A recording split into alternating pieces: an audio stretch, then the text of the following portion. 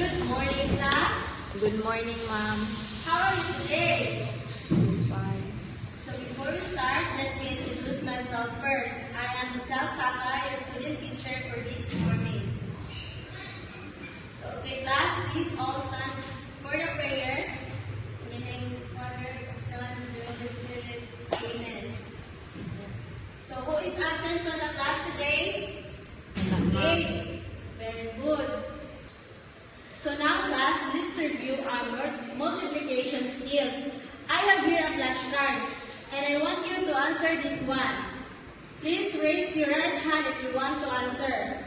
So, who can answer this one? 5 times 5, anyone? Please raise your right hand. Okay, very good. 6 times 6. Okay, very good. 8 times 8. Very good. So now, class, who can recall our last lesson? Okay, so again, class, what is perimeter?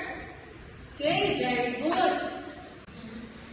So now, class, I have here an illustration, and I want you to observe this one and tell me what did you notice from this illustration. So now, class, how many square are there in the illustration? Okay, very good. So, class, what do you think we call the space that the square covers? Okay, very good. Okay, our topic for today is all about finding the area of square meters and square centimeters. Now, let's have an activity. Then ask me. On your paper, answer the given.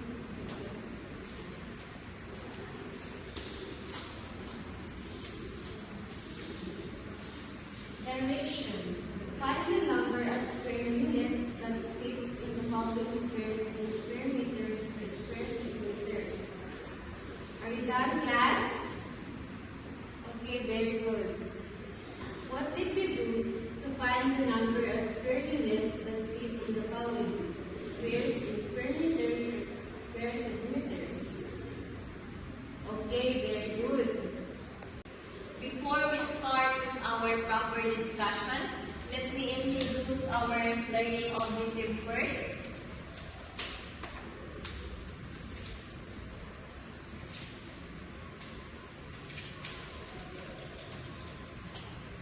So our learning objective is find the area of square in square meter or square centimeter. But before we discuss how to find the area of square in square meter or square centimeter, let's define what is area of square first. Class, who among you here have an idea what is area of a square? Okay, very good. So, area of a square is the number of square units needed to fill a square. In general, class, area is defined as the region occupied inside the boundary of a flat object or 2D figure. Class, the measurement is done in square units, with the standard units being square meters.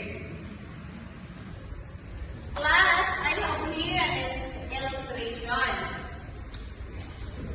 And from this given illustration, this side measures 2 centimeters and this side also measures 2 centimeters.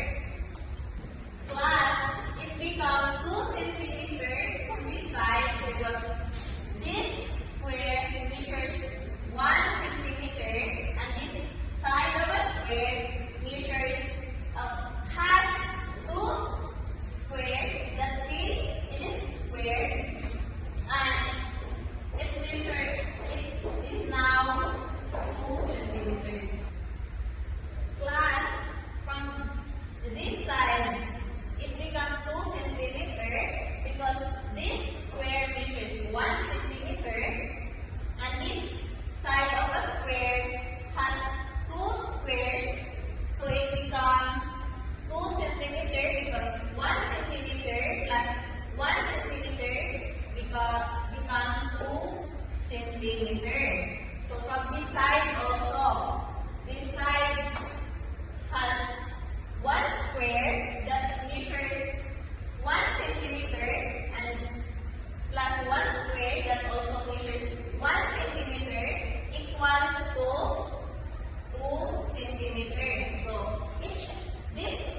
given illustration, each side measures 2 centimeters.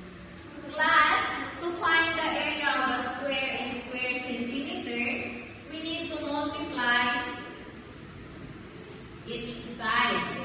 So from this side, we have 2 centimeters. We need to multiply.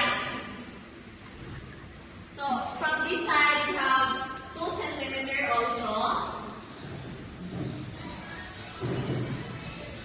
So class, 2 times 2. Very good.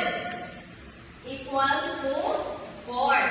So we need to copy the unit, which is centimeter. And we need to put square because when we multiply centimeter by centimeter, it is equal to centimeter squared. Here another illustration. And from this given illustration, this given square, from this side it measures 3 centimeter and also this side measures 3 centimeter. Because class, this square, it has three squares that fit in the square, and each square measures 1 meter each. And also, and same from this side, it has 3 squares that fit in the square, and it measures 1 meter each.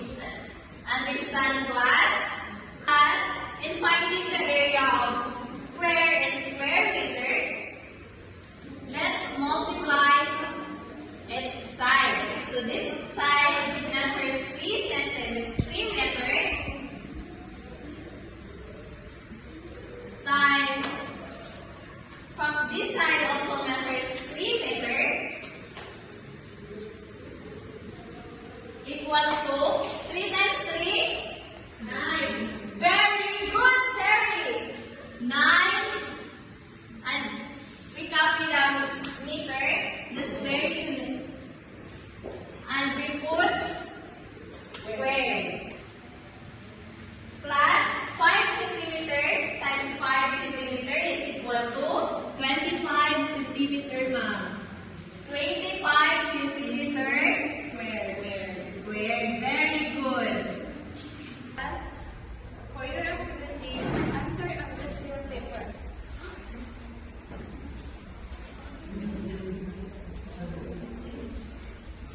Direction. Find the area of the given squares in square centimeters or square centimeters. Class, have another activity.